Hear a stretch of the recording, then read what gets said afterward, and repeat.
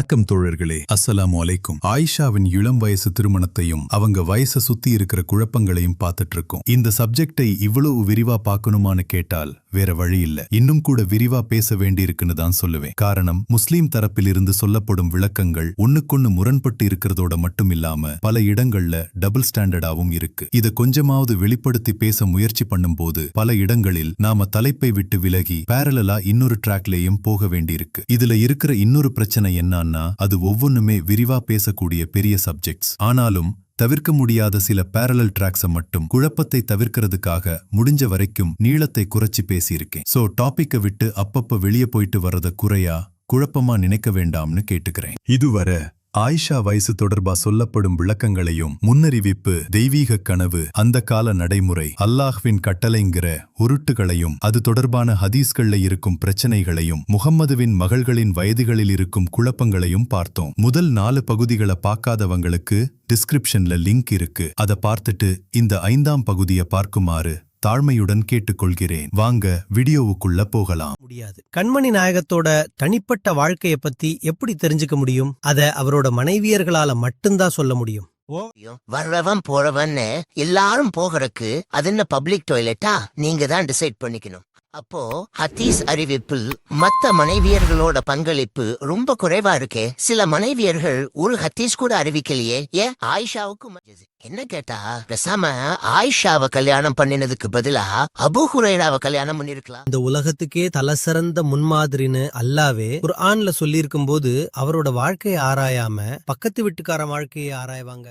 உம்மு சுலைம்ங்கிற பெண்மணி கண்மணியிடம் என்னென்ன கேட்டிருக்காங்க, எப்படியெல்லாம் கேட்டிருக்காங்கன்னு பாருங்கள். ஒரே குஜாலாகத்தான் இருந்திருக்காங்க போல. ஒரு சமுதாயம் முழுக்க ஒருத்தப்ப நார்மலைஸ் பண்ணிட்டா அத குறை சொல்லாதது அந்த சமுதாயத்தோட மாரல் ஃபெயிலியரியா இருக்கலாம். அதை எப்படி தார்மீக இப்ப நீ சொல்றது டேஞ்சரஸ் பாயிண்ட். ஓ லாஜிக் படி அல்லாஹ் இன்புட் கொடுத்தாதான் மாரல் ஆக்ஷன் வரும். மத்தபடி அவரா சுயமா அந்த அளவுக்கெல்லாம் ரிஸ்க் எடுக்க மாட்டாருன்னா என்ன அர்த்தம்?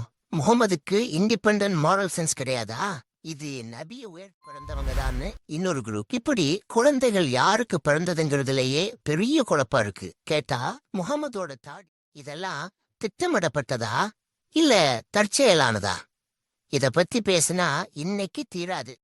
இவங்க சொல்ற மாதிரி சின்ன வயசா இருக்கும் போதே வயசு வித்தியாசம் பார்க்காம பெண் குழந்தைகளை வயதான ஆண்களுக்கு கல்யாணம் செஞ்சு வைக்கும் வழக்கம் அன்னைக்கு இருந்த சமூகத்துல இயல்பா இருக்கல. இதை நாம் சிம்பிள் டெஸ்ட் வழியா பார்ப்போம். ஒருத்தனோட உண்மையான கேரக்டர் எங்க தெரியும்னா, அவன் தனக்காக ஒரு ரூல் மத்தவங்களுக்காக இன்னொரு ரூல் வச்சிருக்கானா இல்லையாங்கிறதில் தான் இருக்கும். முகமது ஆயிஷாவை கல்யாணம் செஞ்சதை பார்த்த அபூபக்கருக்கும் உமருக்கும் நாமும் தலைவர் கூட இன்னமும் நெருக்கமான ஒரு பந்தத்துல இருக்கணும்னு உள்ளுக்குள்ள ஒரு ஆசை. அதனால கிவ் அண்ட் டேக் பாலிசி அடிப்படையில நேரா அவர்கிட்டயே போய் ஃபாத்திமாவை பெண் கேட்டாங்க. 2 பேரும் ஒன்னா போனாங்களான்னு கேட்காதீங்க, தனித்தனியா தான் போயிருப்பாங்க. இதுல வேற உள்குத்து இருந்திருக்கலாம். அப்பதானே முகம்மதோட குடுமி நம்ம கையில இருக்கும்னு நினைச்சாங்களோ என்னவோ தெரியல. அது அல்லாவுக்கே வெளிச்சம். ஆனால் பின்னாளில் நடந்த பவர் பாலிடிக்ஸ் கொடூரங்கள் என்னை அப்படி நினைக்க வைக்குது. அப்ப முகம்மது என்ன சொன்னார்? என்ன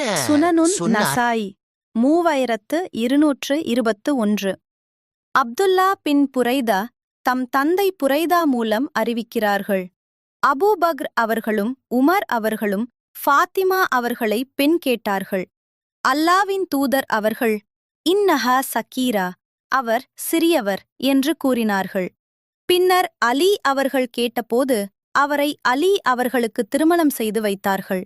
அவ இன்னும் சின்ன புள்ளதான், இப்ப கட்டி கொடுக்குற ஐடியா இல்ல. வந்துட்டானுங்க ஆட்டிக்கிட்டுன்னு விரட்டி விட்டுட்டாரு. நம்மால எப்பவுமே கொஞ்சம் விவரம். என்ன பெரிய பிரச்சனை இருக்கு? தன்னோட மகளை யாருக்கு கல்யாணம் செஞ்சு வைக்கிறதுங்கிறது ஒரு அப்பாவோட தனிப்பட்ட விருப்பம் தானே. பொண்ணு ரொம்ப சின்ன பிள்ளையா இருக்கிறா, அதனால இப்ப கல்யாணம் செய்யலேன்னு சொல்றது என்ன தப்பு? இப்படி சொல்ற வழக்கம் இன்னைக்கும் இருக்கு. அதுவும் இல்லாம சிறியவர்னு சொன்னது ஃபாத்திமா லிட்ரலி குழந்தைன்னு அர்த்தம் இல்ல. ஒரு பேரண்ட்ஸ்க்கு எப்பவுமே அவங்க பிள்ளைகள் சின்ன குழந்தைகளாக கண்மணியாகத்தான் தெரிவாங்க. அந்த மீனிங்ல கூட இருக்கலாம். நீ எங்க வருவேன்னு தெரியும். அது மட்டுமல்ல, கண்மணி நாயகத்துக்கு அல்லாஹ் சில சிறப்பு அனுமதிகள் கொடுத்திருக்கிறான். ஆயிஷாவுடனான திருமணமும் அப்படிப்பட்ட ஒரு விஷயம். இவ்வளவு நேரம் அந்த காலம், அந்த சமூகம், அந்த வழக்கம், அந்த கல்ச்சர், அந்த பியூபர்ட்டி, அந்த மெச்சூரிட்டி, அந்த பாலைவனம், அந்த ஈச்சமரம்னு நம்மள இதுவரை ஓட்டிட்டே வந்துட்டீங்கல்ல. இப்ப சிறப்பு அனுமதி இருக்கட்டும். சரி, நீ சொல்ற மாதிரி தன்னோட மகளை யாருக்கு கல்யாணம் செஞ்சு வைக்கணுங்கிறது ஒரு தந்தையோட விருப்பம் தான். இதுல எந்த ஆர்குமெண்ட்டும் இல்ல. முகமதுவோட பார்வையில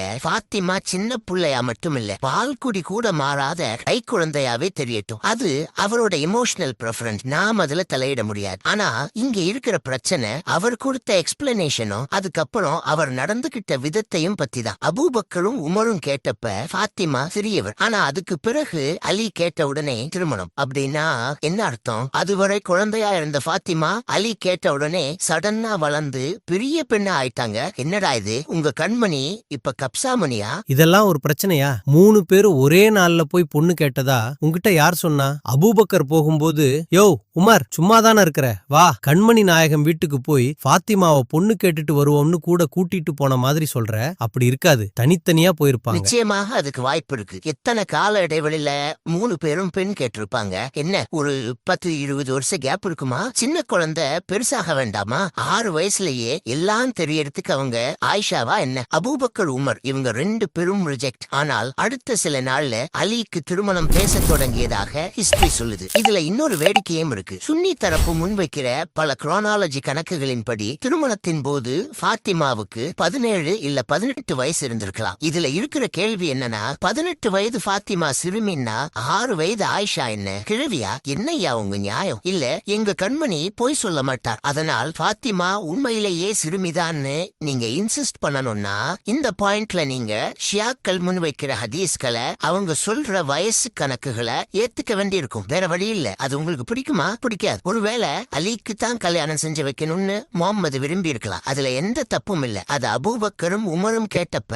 நேரடியாவே சொல்லிருக்கலாம் இல்ல, நான் ஃபாத்திமாவை அலிக்கு கல்யாணம் செஞ்சு கொடுக்க விருப்பப்படுறேன்னு ஓப்பனா சொல்ல முடியுமா? முடியாதா? முடியும். அப்படின்னா ஏன் நேரடியா அதை சொல்லல? நம்ம முகம்மது பொய்யே சொன்னதில்ல, அவர் பொய்யே சொல்ல மாட்டார்னு நீங்க தான் சொல்றீங்க. தனக்குன்னு வந்தப்ப நம்ம கண்மணி கப்சாமணி ஆயிட்டார். கேலி கிண்டல் வேண்டாம். ஓப்பனா சொல்ல முடியாத விஷயம் ஏதாவது இருந்திருக்கலாம். அபூபக்கர் உமர் இவங்களோட கம்பேர் பண்ணும்போது அலி ரலியல்லாஹு அன்ஹு அவர்கள் பெரிய பணக்காரர் இல்ல. இன்னும் சொல்ல போனால் ரொம்ப ஏழ்மை நிலையில இருக்கிறவர். அன்றாடம் காட்சிதான். அப்பப்போ கிடைக்கிற சின்ன சின்ன வேலைகளை செய்யறவர். தன்னோட சின்ன வயசுல இருந்து கண்மணி நாயகத்து கூடயே நிழல் மாதிரி வாழ்ந்தவர். அவரோட ஒன்றுவிட்ட தம்பி. அதனால் அவர் பெண் கேட்டவுடன் சம்மதித்தார். கண்மணி நாயகம் பொய்யர் அல்ல. இங்க நம்ம ஊர் பக்கம் சம்பந்தத்துல விருப்பம் இல்லங்கிறது நேரடியா சொல்லாம சொல்ல பொண்ணு படிக்கணும்னு சொல்றா. அதனால நாங்க இப்ப சம்பந்தம் செய்யலேன்னு பதில் சொல்லுவாங்க தெரியுமா? அந்த மாதிரி நாசூக்காக சொல்ல அவங்க பகுதிகள்ல பொண்ணு ரொம்ப சின்ன புள்ளையா இருக்கான்னு சொன்னால் சம்பந்தத்தில் விருப்பம் இல்லங்கிறத புரிஞ்சுக்குவாங்க. செல்வம் தான் காரணம்னு நானும் சொல்லல. ஆயிஷாவை சின்ன வயசுல கல்யாணம் செய்யறதுக்கு தான் ஓல்ட் கஸ்டம்ல சிக்கினார்னு பார்த்தால் பொய் சொல்றதிலும் அந்த கால வழக்கத்தில் சிக்கிக்கிட்டாரா? உண்மையிலேயே இவர் சமுதாயத்தை மாற்ற வந்தாரா இல்ல ஓல்ட் கஸ்டமை விற்க வந்தாரா? அலி கூட தனக்கு இருந்த நெருக்கம் காரணமா இருந்தாலும் இல்ல வேற ஏதாவது காரணம் இருந்தாலும் அதை நேரடியா சொல்ல வேண்டியது தானே. இவர் தான் அழகிய முன்மாதிரியாச்சே. ஓப்பன சொன்னாரா? என்ன நடந்துச்சு? அந்த ஹதீஸ பார்த்தால் எங்கடா இந்த அபூபக்கரும் உமரும் திரும்பவும் வந்து கேட்டுருவாங்களோன்னு பயந்த மாதிரி அலி கேட்ட உடனே தாவி குதித்து உடனே திருமணம் செய்து கொடுத்திருக்கார். அப்ப அபூபக்கர் உமர் இவங்க 2 பேட்டையும் இல்லாத ஏதோ ஒரு ஸ்பெஷல் ஐட்டம் அலி கிட்ட இருந்திருக்கு. இங்க பாரு, அசிங்கமா பேசாத. நம்ம பேசுற டாபிக்கும் இதுக்கும் என்ன சம்பந்தம் இருக்கு? அலி ஃபாத்திமா திருமணத்தை இதுக்குள்ள இருக்கிற அடனா தப்பா எதுவும் சொல்லல. இது சம்பந்தம் இல்லாத விஷயம் இல்ல. முகம்மது தன்னோட கருத்துக்களுக்கு எந்த அளவுக்கு நேர்மையா இருந்திருக்காருங்கிறத பார்க்க வேண்டாமா? நான் திரும்பவும் கேட்கறது, எனக்கு அலிக்கு கொடுக்கறதுலதான் விருப்பம் இருக்குன்னு நேரடியா சொல்லி இருக்கலாம்ல. இதை சொல்ல முடியாதா? முடியும். இப்ப இந்த சம்பவத்திலிருந்து குறைஞ்சபட்சம் ஒன்று தெளிவா தெரியுது. அலி கிட்ட இருந்த ஏதோ ஒண்ணு அபூபக்கர் உமர்ட்ட இல்ல. அது என்ன? அது என்ன? அழகா இல்ல, செல்வமா இல்ல, அதிகாரமா இல்ல, பெரிய ஸ்டேட்டஸா இல்ல, அப்படின்னா வேற என்ன? இளமை, வயசு பொருத்தம். அலிக்கும் ஃபாத்திமாவுக்கும் 4 இல்ல 5 வயது வித்தியாசம் தான். நம்ம கப்சாமணி ஜோடி பொருத்தம் பார்த்திருக்கார். அதத்தான் ஹத்தி சொல்லுது. இதுதான் சிம்பிள் ஆன்சர். அபூபக்கரும் உமரும் டூ ஓல்டு ஃபார் ஃபாத்திமா. ஆனா 53 வயது Muhammad too young for Ayesha. இதுக்கு பேர் என்ன? Double standard. இந்த முழு சம்பவத்திலிருந்து என்ன தெரிகிறது? முகம்மது தனக்காக வந்தால் ஒரு ஸ்டாண்டர்ட், தன் மகளுக்காக வந்தால் இன்னொரு ஸ்டாண்ட். அதுக்கு பேர் என்ன? Double standard. நான் சொல்றது ஏத்துக்கிறதுல உங்களுக்கு கொஞ்சம் சிரமமா இருக்கலாம். 17ஆம் நூற்றாண்டை சேர்ந்த அலி அல் காரிங்கிற அறிஞர் எழுதின மிர்கத்தல் மஃபாத்திங்கிற ஹதீஸ் விளக்க உரையில சுனனுன் நசாயி 3221 ஹதீஸை பத்தி சொல்லும்போது அபூபக்கர் உமர் ஆகியோரின் வயதோடு ஒப்பிடும்போது ஃபாத்திமா மிகவும் இளமையானவர். அதனால் அவருக்கு வயதில் பொருத்தமான அலியுடன் திருமணம் செய்து வைத்தார் என்கிறார். இதுல என்ன தெரிகிறது? அலி அல் காரி கூட இந்த ஹதீஸ் ஏஜ் சூட்டபிலிட்டி ஆங்கிள் தான் புரிந்திருக்கிறார். நல்ல வேளை அபூபக்கர் ஃபாத்திமாவுக்கு கல்யாணம் பண்ணல, இல்லனா இவங்களுக்குள் வரும் உறவுமுறை குழப்பத்தை தீர்க்கவே முடியாது. இப்ப மட்டும் என்ன வாழுதுன்னு கேக்குறீங்களா? முகம்மதுவும் அபூபக்கரும் ஒருத்தருக்கு ஒருத்தர் சம்பந்தி, மாமனார் மருமகன் ஆவாங்க. ஆயிஷாவும் ஃபாத்திமாவும் ஒருத்தருக்கு சம்பந்தி, மாமியார் சித்தி மகள் ஆவாங்க. ஆயிஷாவுக்கு அபூபக்கர் மருமகனாகி விடுவார். இவங்களுக்கு குழந்தை பிறந்தால் என்னென்ன உறவுமுறை வரும்? ஜோக்ஸ் அப்பார்ட், இதுக்கு இன்னொரு சைடு எஃபெக்ட் இருக்கலாம். முகம்மது செய்த இந்த வேலை அவரது மரணத்திற்கு பின்னால அலி ஃபாத்திமாவுக்கும் அபூபக்கர் உமருக்கும் ஒரு சுமூகமான புரிதல் இல்லாம மன அழுத்தத்தோடு நடந்து கொண்டதுக்கு இது ஒரு பின்னணி காரணமாக இருந்திருக்கலாமோ? அதையும் முழுசா டிஸ்மிஸ் பண்ண முடியாது. கண்மணி நாயகம் இறைவன் கிட்ட இருந்து பதில் கிடைக்கிறதுக்காக காத்திருந்தார். அந்த நேரத்துல அபூபக்கர் உமர் முன்வச்ச கோரிக்கைகளை தவிர்க்க அப்படி சொல்லி இருக்கலாம். இது அப்படிதான் புரிஞ்சுக்கணும். ஜோடி பொருத்தம் பார்த்திருக்கலாம். அலிக்கே திருமணம் செஞ்சு கொடுக்க அதுவும் ஒரு காரணமாக இருக்கலாம். இதுல விமர்சிக்க என்ன இருக்கு? ஆனால் அதுக்கு ஏன் சம்பந்தமில்லாத விஷயங்களை எல்லாம் இழுக்கிற? அன்னை ஆயிஷாவை பத்தி பேசு. உன்னோட மெயின் போக்கஸ் அதுதானே. அவங்களுக்குள்ள நடந்த பவர் பொலிட்டிக்ஸ் ரொம்ப பெரிய சப்ஜெக்ட் தான். அந்த பவர் பொலிட்டிக்ஸ் அபூபக்கருக்கு அல்லது உமருக்கு ஃபாத்திமாவை கல்யாணம் செஞ்சு வைக்காத விஷயத்தோட சைடு எஃபெக்டா ஏன் இருக்கக்கூடாதுன்னு கேக்குறேன். அவ்வளவுதான். ஃபாத்திமா, அபூபக்கர், அலி இவங்களுக்குள்ள இருக்கிற பாலிடிக்ஸ் எல்லாம் வேற டாபிக். அப்படிலாம் ஒண்ணும் இல்ல. கண்மணி நாயகத்தின் மரணத்துக்கு பின்னாடி நடந்ததெல்லாம் அல்லாஹ்வின் விதி. இதுல நான் கருத்து சொல்றதுக்கு ஒண்ணும் இல்ல. அலி அவர்கள் கண்மணி நாயகத்தின் நெருங்கிய உறவினர், அவரோட ஷேடோ மாதிரி வாழ்ந்தவர். அதனால் அவர் கேட்ட உடனே சம்மதிச்சார். நெருக்கம் காரணமா இருக்கட்டும், யார் வேண்டான்னு சொன்னா அதையும் நேரடியா சொல்லலையே. ஏன் மறுபடியும் அதே ஆன்சர்? நாம பேசுறது ஒரு மேரேஜ் ஈவென்ட் மட்டும் இல்ல, அந்த மேரேஜ் ஈவென்ட்னால உருவான பவர் ரிலேஷன்ஸ் பத்தியும் பேசுறோம். முகம்மது போய் சேர்ந்ததுக்கு பின்னாடி அலியும் ஃபாத்திமாவும் அன்னைக்கு இருந்த உன்னத சமூகத்துல ஏன் ஐசோலேட் ஆனாங்க? ஃபாத்திமா ஏன் அபூபக்கர் கிட்ட சாகரவர் பேசல? முஸ்லிம் ஹதீஸ் 3093. ஃபாத்திமாவுக்கு அபூபக்கர் அவர்கள், அல்லாவின் தூதர் அவர்கள், நபிமார்களான எங்கள் சொத்துக்களுக்கு வாரிசாக யாரும் வர முடியாது. நாங்கள் விட்டுச் செல்பவையெல்லாம் தருமம் செய்யப்பட வேண்டும் என்று சொல்லியிருக்கிறார்கள் என்று பதில் அளித்தார்கள். ஆனால் இதனால் ஃபாத்திமா கோபமுற்று அபூபக்கர் அவர்களுடன் பேசுவதை விட்டுவிட்டார்கள். அவர்கள் மரணிக்கும் வரை அபூபக்கர் அவர்களுடன் பேசாமலேயே இருந்துவிட்டார்கள். அல்லாவின் தூதர் அவர்களுக்குப் பிறகு 6 மாதங்களே ஃபாத்திமா வாழ்ந்தார்கள். இந்த கேள்விகள்லாம் சும்மா வேறு டாபிக் இல்ல, அதே ஃபர்ஸ்ட் ஜெனரேஷன் பாலிடிக்ஸ்ல இருக்கிற போல்ட் லைன். வேடிக்கை என்னன்னா, பதவி அதிகாரத்துக்காக அடிச்சுக்கிட்டு செத்த இவங்க தான் கல்ட்டா இருந்த இஸ்லாம நிறுவனமா கட்டி அமைக்க அடித்தளம் போட்டவங்க. எப்பவுமே மதம் ஸ்டேட்டா இருக்கும், இல்ல ஸ்டேட்டுக்கு துணையா இருக்கும். இதெல்லாம் பின்னாடி பெரிய டாபிக்கா வரும், இப்ப சைட்ல வைக்கலாம். ஆனா என் கேள்வி இன்னும் சிம்பிள் தான். ஃபாத்திமாவை சின்ன பெண்ணாக பார்க்க முடிந்த முகமதுவால் ஆயிஷாவை ஏன் அப்படி பார்க்க முடியல? இதுக்கு ஸ்ட்ரெயிட் ஆன்சர் சொல்லு. ஊர் பக்கம் ஒரு பழமொழி இருக்கு, தனக்கு என்றால் டுபுக்கும் களைவெட்டுமா. இந்த ஒரு சம்பவம் என்ன காட்டுது தெரியுமா? அன்னைக்கு இருந்த அரேபிய சமூகத்துல கிழடுகளுக்கு சிறுமிகளை திருமணம் செஞ்சு வைக்கிறது ஒரு காம்பல்சரி நாம் இல்ல. அது எல்லாரும் டிஃபால்ட்டா செஞ்ச பிராக்டிஸும் இல்ல. அது ஒரு சாய்ஸ், அதாவது செய்யலாம் செய்யாமலும் இருக்கலாம். அப்படின்னா முகமது வேற வழி இல்லாம சமூக பழக்க வழக்கத்துல சிக்கி சின்ன பின்னமாகி செய்தாருங்கிற உங்க டிஃபென்ஸ் பலவீனமாகி டெத் பெட்டுக்கு போயிடுச்சு. அதெல்லாம் முடியாது. அப்படியெல்லாம் இல்லைன்னா இந்த விஷயத்துல முகமது இரட்டை நிலைப்பாடு கொண்டவர் என்பதை நீங்க ஒத்துக்கணும். இல்ல, இரட்டை நிலைப்பாடெல்லாம் ஒண்ணும் இல்ல. கண்மணி நாயகத்துக்கு மகள் ஃபாத்திமா மேல அன்பு அதிகம். முஸ்லிம் 4840. அல்லாவின் தூதர் அவர்கள் கூறினார்கள், ஃபாத்திமா என்னில் ஒரு பகுதியாவார். அவரை மனவேதனைப்படுத்துவது என்னை மனவேதனைப்படுத்துவதாகும். ஃபாத்திமாவை தன்னோட ஈரல் துண்டுன்னு சொல்லுவார். அந்த அளவுக்கு தன் மகள் மேல அளவில்லாத பாசம் வச்சிருந்தார். உனக்கு அது டபுள் ஸ்டாண்டர்டா தெரியுது. முகமது ஒரு டபுள் ஸ்டாண்டர்ட் ஆசாமி தான். உனக்கு புரிய வைக்கிறதுக்காக இன்னொரு உதாரணம் சொல்றேன். இப்ப நீ குறிப்பிட்ட அந்த ஈரல் துண்டு ஹதீஸையே எடுத்துக்குவோம். குர்ஆன் 4வது அத்தியாயம் 3ஆம் வசனம், பிடித்தமான பெண்களை மணந்து கொள்ளுங்கள், 2 3 நன்னான்காகவோ சொல்லுது. அதாவது ஏக காலத்தில் 4 மனைவிகள் வரை அனுமதிக்கப்பட்டதுன்னு இதுக்கு விளக்கம் சொல்றாங்க. என்ன, நான் சொல்றது சரிதானே?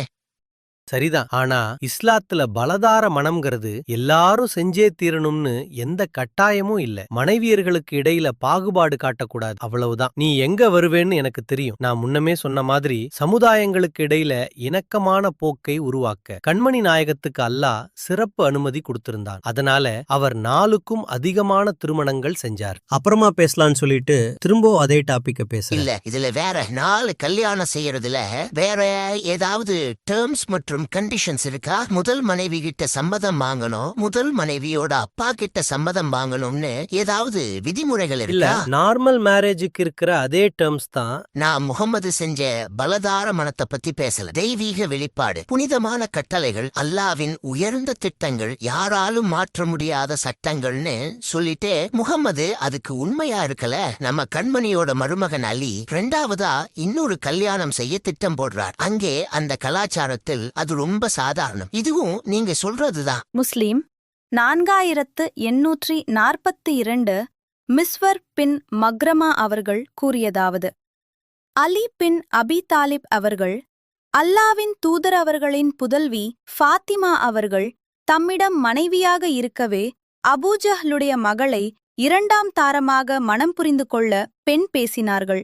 அதை பற்றி கேள்விப்பட்ட ஃபாத்திமா அவர்கள் அல்லாவின் தூதர் அவர்களிடம் வந்து, தந்தையே, நீங்கள் உங்களுடைய புதல்வியருக்காக கோபப்பட மாட்டீர்கள் என்று உங்கள் சமுதாயத்தார் பேசிக் கொள்கின்றனர். இதோ உங்கள் மருமகன் அலி அபூஜஹலுடைய மகளை மணக்கவிருக்கிறார் என்று சொன்னார்கள். ஆனால் இந்த விஷயம் முகம்மதுக்கு பிடிக்கல. இது ரொம்ப இயல்பா நடக்கிற ஒரு விஷயம். அண்ணா ஃபாத்திமான்னு இல்ல, எந்த ஒரு பொண்ணும் தன்னோட வாழ்க்கையில இன்னொரு பெண் குறுக்கிட்டா இதை செய்வா. அண்ணா ஃபாத்திமா அவங்க அப்பாட்ட கம்ப்ளைண்ட் செஞ்சதுல என்ன தப்பு? கண்மணி நாயகமும் தன்னுடைய மகளுக்காக பேசினார். இது ஃபாத்திமா நாயகி செய்தி வந்துருச்சு, உங்கள் கணவர் வேற ஒரு பொண்ணை கல்யாணம் பண்ணுறதுக்கு பிளான் பண்ணியிருக்கிறாரு, பொண்ணு கேட்டுட்டு இருக்கிறாரு அப்படின்ற உடனே ரசூல்லாட்ட அவங்க வர்றாங்க. ஃபாத்திமா நாயகி வேகமாக வர்றாங்க. வந்து என்ன செய்கிறாங்கன்னா, கவுமுக்க, உங்கள் சமுதாயத்தவர்கள்லாம் பேசிக்கொள்கிறார்கள். ரசூல்லாட்ட சொல்கிறாங்க, உங்கள் கூட்டத்தெல்லாம் என்ன பேசிக்கிறாங்கன்னா, அன்னக்கலா தகலபலி பனாத்திக்க, உங்களுடைய பெண் குழந்தைகள் விஷயத்திற்காக நீங்கள் ரோசப்பட மாட்டேங்கிறீங்க என்று மக்கள்லாம் பேசிக்கிறாங்க. இவங்க பேச்ச மக்கள் பேச்சு மாதிரி சொல்கிறாங்க.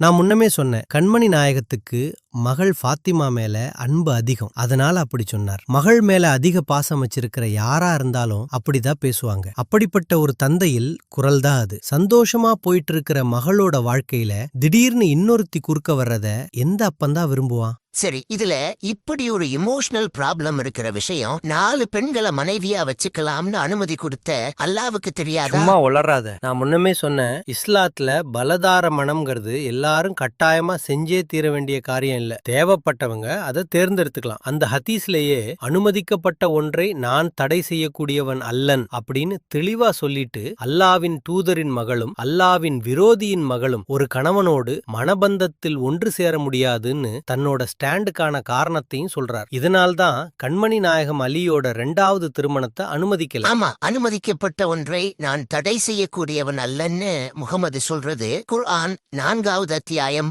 3ஆம் வசனத்தை குறிப்பிட்டு தான் முகமது தெளிவா தான் சொல்றார். உங்க அண்ணன் பிஜே என்ன சொல்றாருன்னு பாரு. இன்னி லஸ்து உஹர்ரிமு ஹலாலன், நான் ஹலாலை ஹராமாக்குறவன் கிடையாது. ஒலா உஹில்லு ஹராமன், ஹராமை ஹலாலாக்கவும் மாட்டேன், ஹலாலை ஹராமாக்கவும் மாட்டேன், ஹராமை ஹலாலாக்கவும் மாட்டேன். அதுக்கு நான் சொல்லலை, இப்போ ஹராமாக்கிறதுக்கு சொல்லலை. நீங்கள் அக்ரிமெண்ட்னா அது மார்க்கத்தில் உள்ள கடமை தான். எந்த அக்ரிமெண்ட்டும் இல்லாமல் நீங்கள் திருமணம் செஞ்சுருந்தீர்கள்னு சொன்னால், ஒரு ஆணுக்கு அந்த அதுக்குரிய கெப்பாசிட்டி, அதுக்குரிய தகுதி, அந்த ஷரத்துக்கள்லாம் முழுமையாக இருந்தால் அவர் இன்னொரு கல்யாணம் பண்ணுறதுல பஞ்சாயத்து இல்லை. ஆனால் நீ ஒரு ஒப்பந்தம் போட்டு என் மக இருக்கிற வரைக்கும் நான் கல்யாணம் பண்ண மாட்டேன்னு சொல்லி ஒத்துக்கிட்டே இல்லையா, அப்போ முடியாதுன்னு போயிருக்க வேண்டியதானே.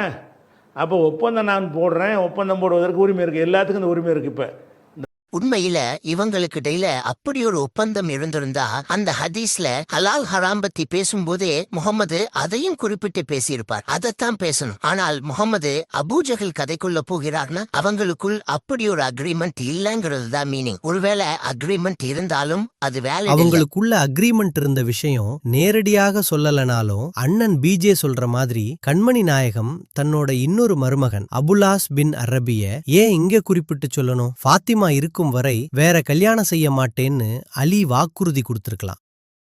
உரை நிகழ்த்துறாங்க. என்ன உரை நிகழ்த்துறாங்க? அன்கஹுத்து அபல்லாசி, அபல்லாஸ் பின் ரபி என்பவருக்கு நான் திருமணம் செய்து கொடுத்தேன். யாருக்கு? ஜெய்னபை சொல்கிறாங்க. ஜெய்னப்னுங்க சொல்லலை.